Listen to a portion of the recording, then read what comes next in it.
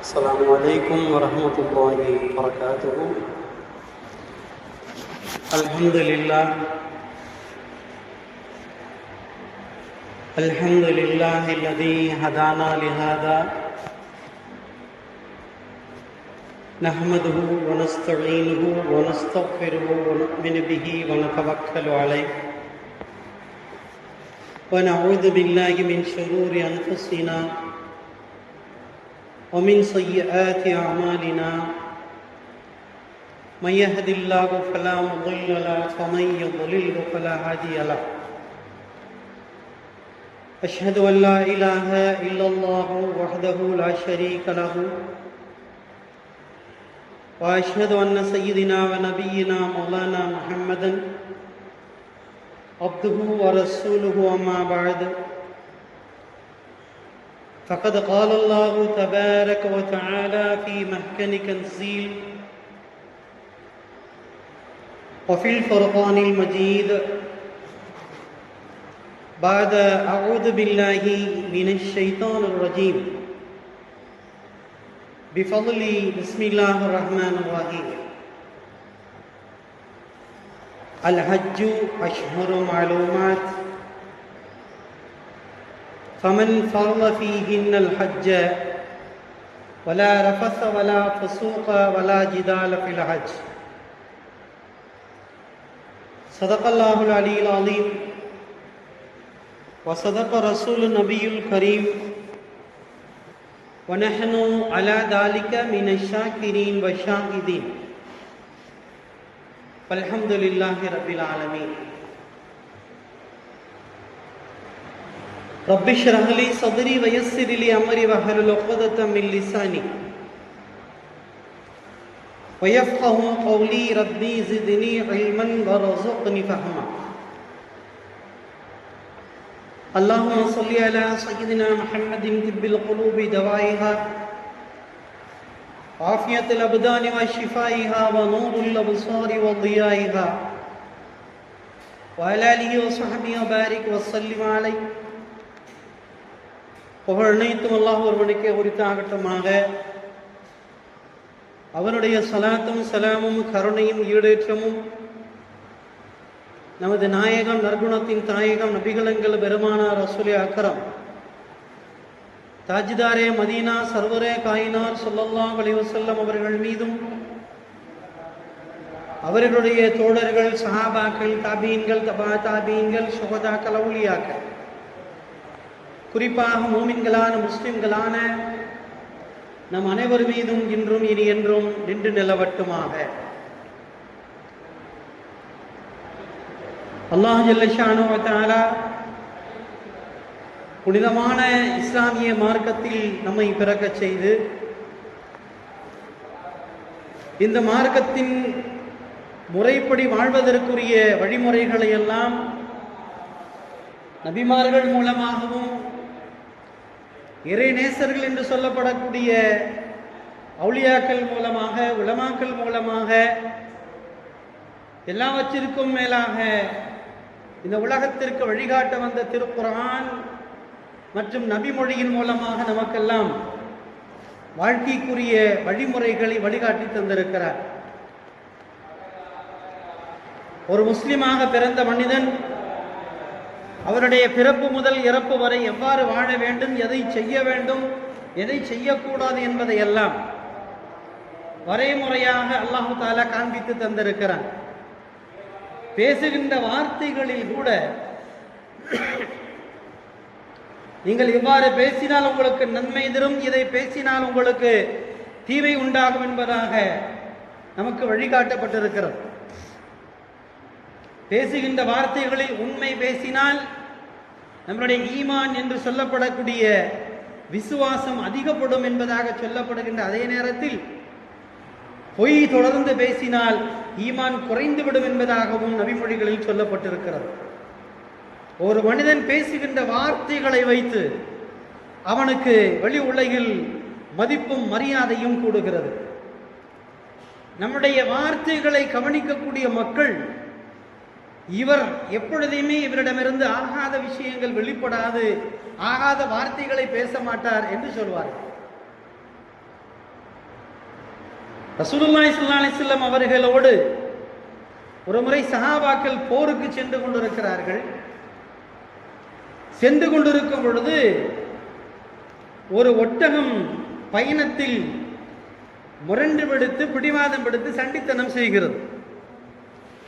எனவே அந்த ஒட்டகத்தை அதனுடைய உரிமையாளர் சில வார்த்தைகள் சொல்லி திட்ட ஆரம்பித்து விடுகிறார்.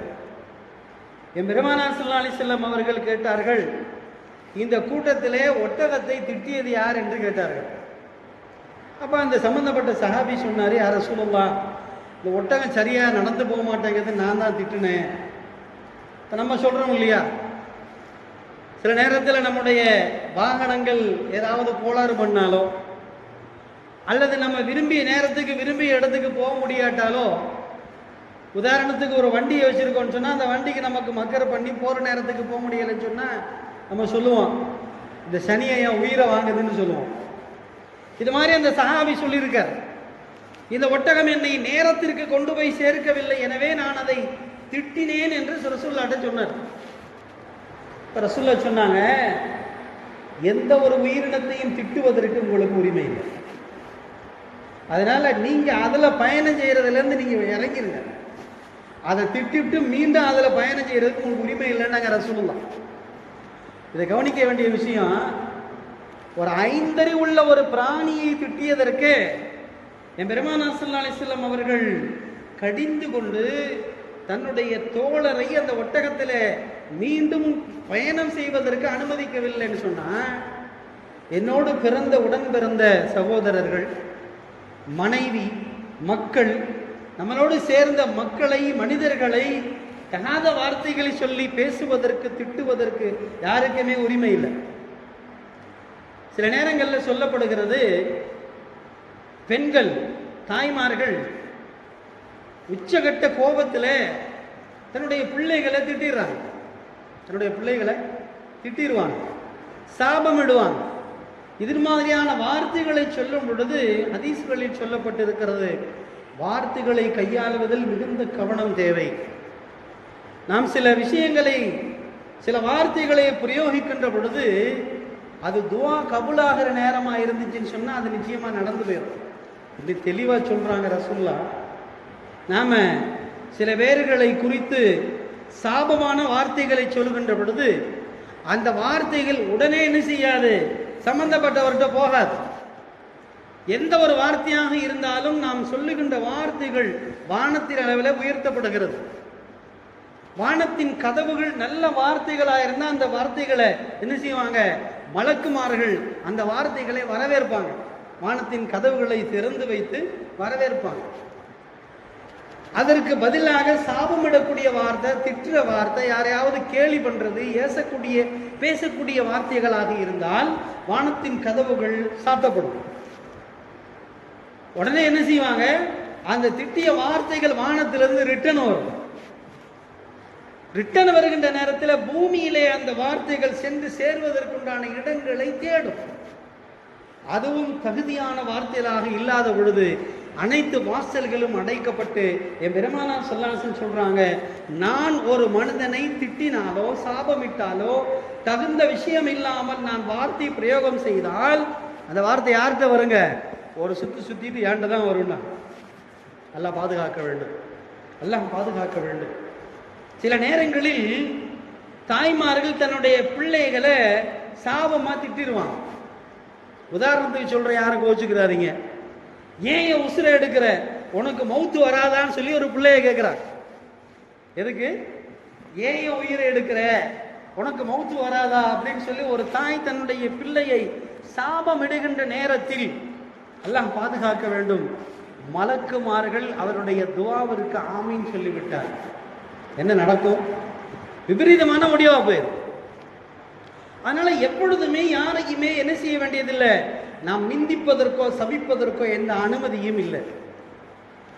ஒரு அழகான சம்பவத்தை சொல்லி காமிக்கிறாங்க. நபி ஸல்லல்லாஹு அலைஹி வஸல்லம் அவருடைய காலத்தில் அபூபக்கர் சித்தீக் ரலியல்லாஹு அன்ஹு ரசூலுல்லாஹ்வுடைய அருமை தோழர், முதல்ல நண்பர், அடுத்து உயிருக்கு உயிரான தோழர், அதற்கு அடுத்து மாமனார். அபூபக்கர் சித்திக்குடைய மகதான் ஆயிஷா ரலியல்லாஹு அன்ஹா. அந்த அபூபக்கர் சித்திக் அவர்கள் குர்ஆன்ல அல்லாஹ் சொல்லி காமிக்கிறான், முஹம்மது ரசூலுல்லாஹி வல்லதீன மஅஹு அப்படின்னு குர்ஆன்ல வசனம் வரும். பெருமானார் ஸல்லல்லாஹு அலைஹி வஸல்லம் பெயரை சொன்னதுக்கு அப்புறம் வல்லதீன மஅஹு அவர்களோடு இருந்தவர்கள் என்று அல்லாஹ் தஆலா ஒரு டைட்டில், ஒரு பட்டம் கொடுப்பான். அது யாருக்குன்னு சொன்னா அபூபக்கர் சித்திக் ரலியல்லாஹு அன்ஹு.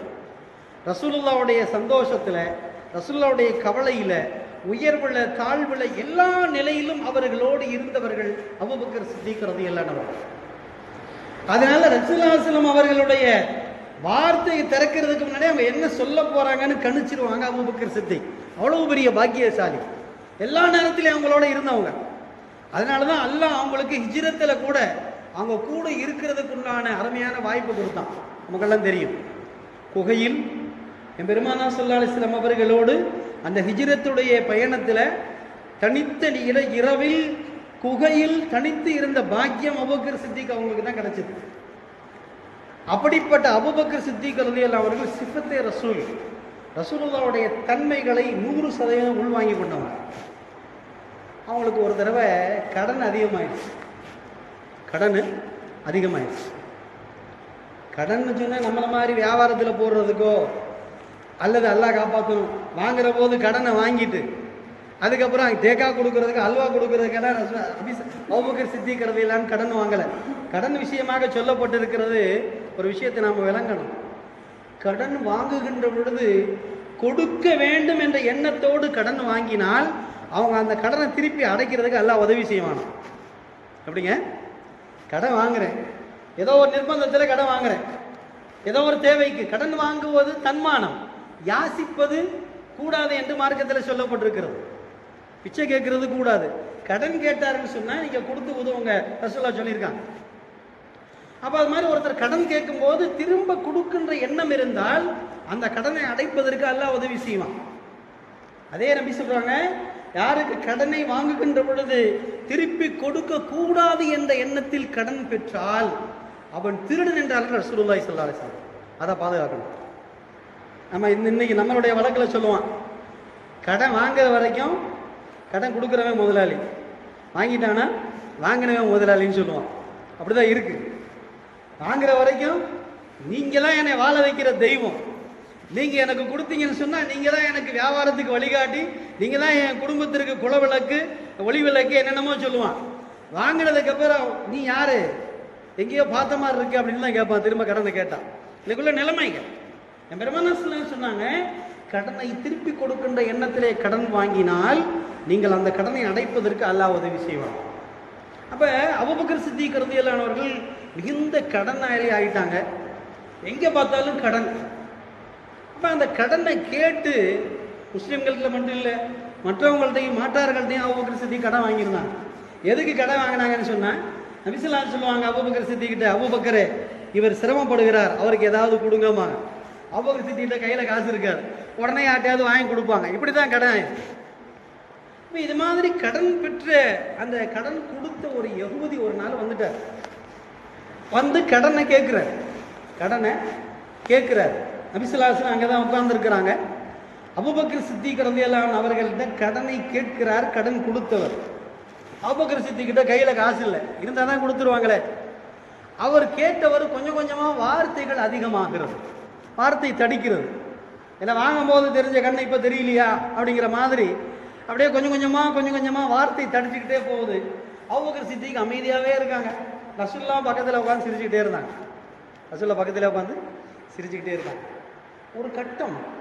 ஒரு கட்டத்தில் அந்த வாங்கினவர், கடன் கொடுத்தவர் கொஞ்சம் கடுமையான வார்த்தையை சொல்லி திட்டுறார். அபூபக்கர் சித்திக் ரலியல்லாஹு அன்ஹு பொறுக்க முடியல.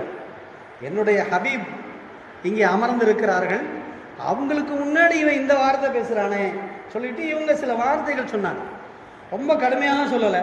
நான் வாங்கிய கடனை தரமாட்டேன் என்று சொல்லவில்லையே, தரேன்னு தானே சொல்லியிருக்கேன், தவணை தானே கேட்குறேன், இதுக்கு ஏன் நீங்க பேசுறீங்க அப்படின்னு சொல்லி இவர்கள் பதில் பேச ஆரம்பித்த உடனேயே நபி ஸல்லல்லாஹு அலைஹி வஸல்லம் இடத்துல இருந்து எந்திரிச்சு போயிட்டாங்க. நபி ஸல்லல்லாஹு அலைஹி வஸல்லம் இடத்த விட்டு எந்திரிச்சு போயிட்டாங்க. அந்த சம்பவம் முடிஞ்சிருச்சு. அந்த இடத்துல இருந்து ஹஜ்ரத் அபூபக்கர் சித்திக் ரலியல்லாஹு அன்ஹு அவர்கள் பெருமானார் ஸல்லல்லாஹு அலைஹி வஸல்லம் சமூகத்திற்கு வந்து, யா ரசூலுல்லாஹ், கடன் கொடுத்தவன் வந்து கடனை கேட்டான். அவன் திட்டிக்கிட்டே இருந்தான், நானும் கேட்டுக்கிட்டே இருந்தேன், நீங்களும் உட்காந்து சிரிச்சுக்கிட்டே இருந்தீங்க. ஒரு கட்டத்தில் அவருக்கு நான் பதில் சொன்னோன்னு நீங்கள் எந்திரிச்சு வந்துட்டீங்க. இதுக்கு என்ன காரணம் அப்படின்னு ரசூலுல்லாஹ்ட்ட அபூபக்கர் சித்திக் ரலியல்லாஹு கேட்டாங்க. இப்போ நபி ஸல்லல்லாஹு அலைஹி சொன்னாங்க, அந்த அருமை தோழரே அபூபக்கர் அவர்களே, எதுவரை நீங்கள் அவர் பேசிய பேச்சுக்களை கேட்டுக்கொண்டு பதில் சொல்லாமல் சிரித்து கொண்டே இருந்தீர்களோ அது வரைக்கும் அல்லாஹ் தஆலா அங்கே ஒரு மலக்கை நிப்பாட்டி இருந்தான். அந்த மலக்கு அவருக்கு பதில் சொல்லிக்கிட்டே இருந்தார். அந்த மலக்கு பதில் சொல்லிக்கிட்டே இருந்தார். நீங்க வாயை திறந்தோன்னு மலக்கு போயிட்டாரு, அவர் போனோடனே நானும் புறப்பட்டு வந்துட்டேன்னா. யோசிச்சு பாருங்க, கடன் கொடுத்த கடனை கேட்பதற்கு வந்தவர் கடன் கொடுத்தவருக்கு எவ்வளவுனா பேசுறதுக்கு உரிமை இருக்கு. ஏன்னா அவர் கடன் கொடுத்திருக்கிறார், காசுக்கு சொந்தக்காரர். அப்ப அவர் பேசுவதற்குண்டான உரிமையில் அபூபக்கர் சித்திக் ரலியல்லாஹு அன்ஹு அமைதியாக இருந்த வரைக்கும் ரசூலுல்லாஹ் சொன்னாங்க, அங்கே அல்லாஹ் ஒரு மலக்கை வைத்து பதில் சொல்லி கொண்டிருந்தான்.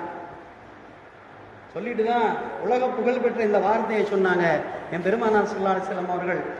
இன்ன சித்திக லைஸ லஹு லஆனன், உண்மையாளர்கள், நல்லோர்கள், இறை அடியார்கள் சபிக்கக்கூடியவர்களா இருக்க மாட்டாங்கண்ணா. சபிக்கக்கூடியவங்களா இருக்க மாட்டாங்க. இன்னைக்கு நம்ம மூச்சுக்கு 300 தடவை என்னென்ன இல்லாமல் சொல்லுவோம், ஒண்ணுமில்லாம போகன்னு சொல்லுவோம். என்ன சொல்லுவோம்? ஒண்ணுமில்லாம போக, அவன் விளங்காம போக, நாசமா போக, அப்படி போக, இப்படி போக, என்னென்னமோ சொல்றோம். யோசித்து பார்க்க வேண்டும். நாம் சொல்லுகின்ற வார்த்தைகளில் நம்முடைய மதிப்பு அல்லாஹ்விடம், ரசூலிடம், மலக்குமார்களிடம் நம்முடைய பதிவேட்டில் உயர்வு ஆகப்படுகிறது. அவசரப்பட்டுட்டோம்னு சொன்னா என்ன செஞ்சிடும்? நம்மளுடைய பதிவேட்டில் அதற்கு பகரமாக பதிவு செய்யப்படுகிறது. நபி ஸல்லல்லாஹு அலைஹி வஸல்லம் ஒரு தடவை உட்கார்ந்துருக்கிறாங்க. வேகமா வந்த ஒருத்தர் அஸ்ஸலாமு அலைக்கும் டார். என்ன சொன்னாரு? அஸ்ஸலாமு அலைக்கும் டார். அஸ்ஸலாமு அலைக்கும்னு சொல்லணும். அஸ்ஸலாமு அலைக்கும்னு சொன்னா உங்கள் மீது சாந்தியும் சமாதானமும் உண்டாகட்டும் என்று அர்த்தம். வந்தவர் என்ன சொன்னார்? அஸ்ஸலாமு அலைக்கும் டார். அப்படின்னா என்ன? உங்கள் மீது சாபம் உண்டாகட்டுமாக. யாரை பார்த்து? நபியை பார்த்து சொன்னார். அது திறமறைவில் ஆயிஷா ரலியல்லாஹு அன்ஹா இருந்தாங்க. அவங்களுக்கு தாங்கலை, யாரை பார்த்துடா சொல்கிற சாபம் உண்டாகட்டும்னு சொல்லி.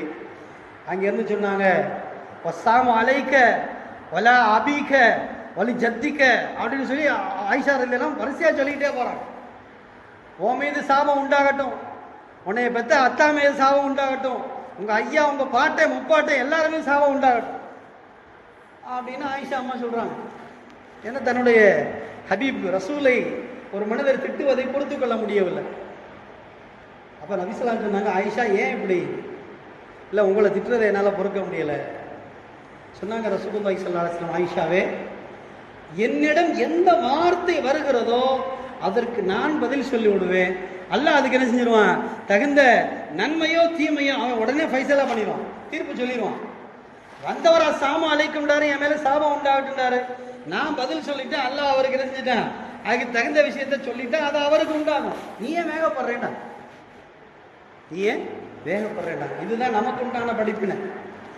நாம எவ்வளவுதான் பொறுமையோடு இருந்தாலும் வேணுண்டே யாராவது வாலண்டரியா வந்து யாராவது வம்புக்கு பேசுனாங்கன்னு சொன்னா நம்ம என்ன சொல்லிக்கிறோம்? நோன்பு விஷயத்தில் அது மாதிரி வருது. ரொம்ப தெளிவாக சொல்லுவாங்க ரசூலுல்லாஹ், நோன்பு வச்சிருக்கும் போது அமைதியாக இருக்கணும். யாராவது வந்து வீம்புக்கு பேசினாங்கன்னா என்ன சொல்லணும்? ஐயா, நான் நோன்பு வச்சிருக்கேன்னு சொல்லணும். என்ன சொல்லணும்? அனசாயும், நான் நோம்பாளி அப்படின்னு சொல்லணும். அதையும் மீறி வந்தவர் பேசிக்கிட்டே இருக்காருன்னு சொன்னா ரசூலுல்லாஹ் சொல்லித்தராங்க நமக்கு வழிமுறையெல்லாம். என்ன சொல்லித்தராங்க? இன்னி சாயமும், நீ நோன்பு நோற்றிருக்கிறாய். யார்கிட்ட? என்னுடைய கல்புக்கிட்ட நான் சொல்லணுமா? என்னுடைய உள்ளத்துக்கிட்ட நான் சொல்லணுமா?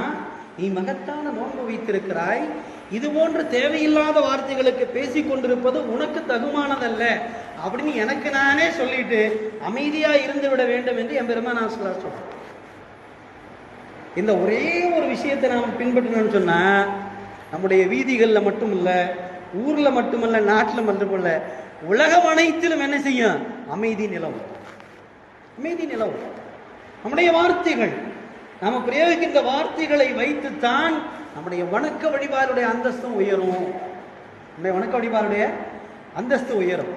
நாம் கேள்விப்படுகிறோம், இறை நேசர்கள் என்று சொல்லப்படக்கூடிய அவுலியாக்கள் எல்லாம் என்ன செய்வாங்களா? சின்ன சின்ன பொடி கற்களை வாயிலே போட்டுக்கொண்டு அதாவது தேவையில்லாமல் பேசிடக்கூடாது அப்படின்னு சொல்லி கற்களை வாயிலே போட்டி கொண்டு அமைதி காத்திருக்கிறார். இன்னைக்கு காலம் மாறிடுச்சு. ஒரு மனிதன் ரொம்ப நேரம் பேசாமல் இருந்தான்னு சொன்னால் அவனுக்கு நம்ம கொடுக்குற பேச்சு என்ன தெரியுமா? அவனுக்கு கொடுக்குற டைட்டில் என்ன தெரியுமா? அவன் கொஞ்சம் ஒரு மாதிரிங்க. கொஞ்சம் ரொம்ப நேரம் அமைதியாக இருந்தாருன்னு சொன்னால் என்ன சொல்லுவான்? ஒரு மாதிரி அவன்கிட்ட எதுவும் பேசிக்கிறாரு, அப்படிதான் இருப்பான் அப்படின்னு சொல்கிற அளவுக்கு இன்றைக்கு காலம் மாறிடுச்சு. அது இல்லாமல் நம்ம இன்றைக்கு பொழுதுபோக்கு சாதனங்களாக வைத்திருக்கக்கூடிய அலைபேசி மற்றும் இந்த தொலைக்காட்சி இதிலெல்லாம் பார்த்தீங்கன்னு சொன்னால் பேசாமல் இருக்கிறதுக்கு மதிப்பே இல்லை. லொடன்னு பேசிக்கிட்டே இருக்கணும். லொடன்னு எதையாவது பேசிக்கிட்டே இருந்தால் தான் அவனுக்கு மரியாதை. தொலைக்காட்சிகளுக்கு உண்டான நேரங்களே அவன் கொடுக்குறான். 24x7 சொல்கிறான்.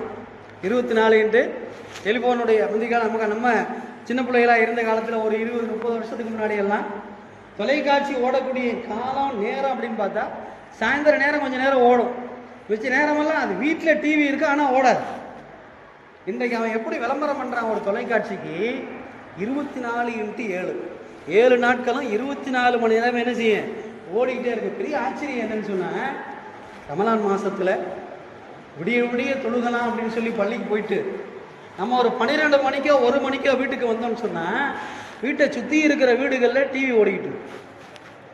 எப்படிப்பட்ட மாதத்தில்? ரமலான் மாதத்தில் அல்லாஹுடைய நெருக்கத்தை பெற்றுக்கொள்ளக்கூடிய அந்த ரமலான் மாதத்திலேயே என்ன செய்யப்படுகிறது? சைத்தான் நமக்கு வளவிரிக்கிறான். ஏதாவது ஒரு சந்து கிடைச்சா போதும் அப்படின்னு சொல்லி அவனுடைய கட்டுப்பாட்டுக்குள் நம்மை கொண்டு செல்வதற்கு முயற்சி செய்கிறான்.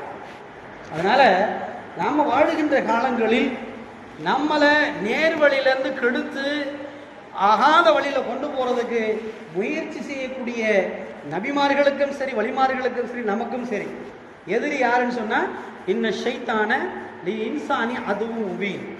ஷைத்தான் ஆகிறவன் பகிரங்கமான விரோதியாக இருக்கிறான். எனவே அவன் திறந்து நீங்கள் என்ன செய்யுங்க? பாதுகாப்பாக இருந்து கொள்ளுங்கள் என்பதாக திருக்குர்ஆனில் சொல்லப்பட்டிருக்கிறது. அது எப்படி நம்மளுக்கு எடுப்பான்? நம்மளாம் சொல்லலாம், தொழுதுகிட்டு வணங்கிட்டு குர்ஆன் ஓதிக்கிட்டு தஸ்பீ ஓதிக்கிட்டு தான் இருக்கிறேன், என்னையெல்லாம் சைத்தானால கெடுக்க முடியாது அப்படின்னு சொல்லி நம்ம சொல்லலாம். ரசூலுல்லாஹ் சொல்கிறாங்க, ஒரு மனிதன் 24 மணி நேரம் அல்லாஹுடைய சிந்தனையில இருக்கக்கூடியவனாக இருந்தாலும் கூட சைத்தான் என்ன செய்வானா, ஒரு கொசுவுடைய உருவத்தில் வருவான். கொசுவுடைய உருவத்தில் வந்து என்ன செய்வான்? டெஸ்ட் பண்ணுவான். நம்முடைய உள்ளத்தில் அல்லாஹுடைய சிந்தனை இருக்கா, அல்லது கடை வியாபாரம் மற்ற மனைவி மக்கள் இது மாதிரி சிந்தனை இருக்காதுன்னு சொல்லி அவன் ஒரு ஊசியை செலுத்தி பார்ப்பான். உள்ளத்தில் எப்பொழுதும் அல்லாஹுடைய சிந்தனை இருந்தால் அவன் தன்னுடைய விஷத்தை தன்னுடைய ஊசியை சுருட்டிட்டு போயிடுவான். இல்லை வேற சிந்தனை இருந்துச்சுன்னு சொன்னா, சரி இவன் நம்ம ஆளுன்னு சொல்லி கொஞ்சம் உலக சம்பந்தப்பட்ட சிந்தனைகளை கொடுத்து உலக சம்பந்தமான பராக்கான விஷயங்களை அவனுடைய உள்ளத்தில் நுழைச்சிட்டு அவன் பாட்டு புறப்பட்டு போயிடுவான். நம்ம என்ன அம்மா நீ செய்வோம்? இப்போ பார்த்துருக்கோம்ல, பெரும் மஜ்லிஸ்கள் நடக்கும். 500 பேர் 1000 பேர் பயானில் உட்காந்துருப்பாங்க. 500 பேர் 1000 பேர் பயானில் உட்காந்துருப்பாங்க. ரொம்ப உருக்கமான பயான் நடந்துக்கிட்டு இருக்கும். நல்லா நடுவு மத்தியிலேருந்து ஒருத்தருக்கு என்ன செய்யும்? கிடுக்கிடுன்னு ஃபோனில் ஏதாவது சவுண்டு வரும். கிடுக்கிடுன்னு சொல்லி ஃபோனில் ஏதாவது சவுண்டு வரும். அவர் நல்ல மனுஷனா அவருடைய உள்ளத்தில் தக்குவா இருந்துச்சுன்னு சொன்னால் அதை சட்டை பண்ணவே மாட்டார். அவர் பாட்டுக்கு இருப்பார். ஒன்றுமே இருக்காது. ஒரு கம்பெனி மெசேஜாக தான் இருக்கும். உடனே என்ன செய்வார்? அதை எடுத்துகிட்டு வெளியில் போயிடுவார். உடனே என்ன செய்வார்? இது சைத்தானுடைய சூழ்ச்சிங்கிறாங்க. ஏன்னா அன்னைக்கு ஆதம் அலைஹிஸ்ஸலாத்து வஸ்ஸலாம் அவர்களை சொர்க்கத்திலிருந்து வெளியாக்கிய பொழுது சைத்தான் இப்படி தான் சொல்லிட்டு வந்தான், காலம் எவ்வளவு முன்னேறுகிறதோ அதற்கு தகுந்தாற் போன்று நானும் மாறி உன் அடியார்களை கெடுப்பேன். எப்படிங்க? காலம் எவ்வளோ முன்னேறுதோ. அப்போ வலிமாருடைய காலத்தில் நபிமாருடைய காலத்தில் செல்போன் கிடையாது. இன்னைக்கு நம்ம காலத்தில் இருக்கு. அதுக்கு தகுந்தாற போன்று அவன் என்ன செய்வான்? அந்த டெக்னிக்கை கையாளும். இப்போ இன்ஷா அல்லாஹ் ரமலான் மாதம் முடிஞ்சிருச்சு. நிறைய பள்ளிவாசலுடைய நிலைமை எப்படி இருக்குன்னு சொன்னேன். ரொம்ப பாவமாக இருக்குது. பள்ளிவாசலில் பார்த்தோன்னு சொன்னேன். அன்னைக்கு போன வாரம் ஒரு பள்ளிக்கு போயிருக்கும் போது சொன்னாங்க, அல்ஹம்துலில்லாஹ் எங்கள் பள்ளியில் நோம்புல ஃபுல்லாக இருந்துச்சு. அதுங்க சரிங்க, போன வாரம் எப்படி இருந்துச்சுங்க? போன வாரம் ஏன் கேட்குறீங்க? இன்றைக்கி ஃபஜ்ருக்கே யாருமே இல்லை சொன்னார். போன வாரம் ஏன் கேட்குறீங்க? இன்றைக்கி ஃபஜ்ருக்கே யாரும் இல்லை. அருமையானவர்களே, இது யாரையும் குறை சொல்கிறதெல்லாம் இல்லை, நாமளே விளங்கி வச்சுருக்குறோம். நோன்பு வச்சா தொழுகணும், நோன்பு முடிஞ்சுன்னா தொழுகை இல்லைன்னு. தயவு செஞ்சு அப்படி விளங்காதீங்க. தொழுகை என்பது ஒரு மனிதனுடைய வாழ்நாள் முழுக்க தொழ வேண்டிய ஒரு விஷயம். எப்பொழுது அவனுக்கு சுய அறிவு விளங்கியதோ அப்பொழுதிலிருந்து உயிர் கைப்பற்றப்படும் வரை தொழுகை என்பது நிரந்தரமாக இருக்க வேண்டும். வியாதியாக இருந்தாலும் தொழுகணும், உள்ளூரில் இருந்தாலும் தொழுகணும், வெளியூர் போனாலும் தொழுகணும், சந்தோஷமாக இருந்தாலும் தொழுகணும், கவலையாக இருந்தாலும் தொழுகணும். இன்ஷா அல்லாஹ் அமல் செய்வோமா? எல்லாம் வல்ல அல்லாஹ் ஜல்ல ஷானஹு வ தஆலா நமக்கு நிரந்தரமாக தொழக்கூடிய பாக்கியத்தை தருவானாக. நம்முடைய தேவைகள் எதுவாக இருந்தாலும் அவனிடம் கேட்டு பெறக்கூடிய பக்குவத்தை தருவானாக. குறிப்பாக இந்த மாதம் ஷவ்வாலுடைய மாதம், ஷவ்வால், தில்காதா, தில்ஹஜ், இந்த 3 மாதமும் இறுதி கடமையாம் ஹஜ்ஜை நிறைவேற்றுவதற்கு உலகம் அனைத்திலும் ஹாஜிகள் புறப்பட்டு போய்கிட்டு இருக்காங்க. நம்ம எல்லாருக்கும் அல்லாஹ் தஆலா அந்த மக்காவை பார்த்து ஹஜ்ஜு செய்யக்கூடிய பாக்கியத்தை அல்லாஹ் நசீபாக்குவானாக. நம்முடைய மரண நேரத்தில் அல்லாஹ் நமக்கு கலிமாவை நசீபாக்குவானாக. அவனுடைய அருளையும் அன்பையும் நமக்கு நிரந்தரமாக ஆக்கி தருவானாக. ஆஹிர் தஅவானா அனில் ஹம்துலில்லாஹி ரப்பில் ஆலமீன். அஸ்ஸலாமு அலைக்கும் வரஹ்மத்துல்லாஹி வபரகாத்துஹு.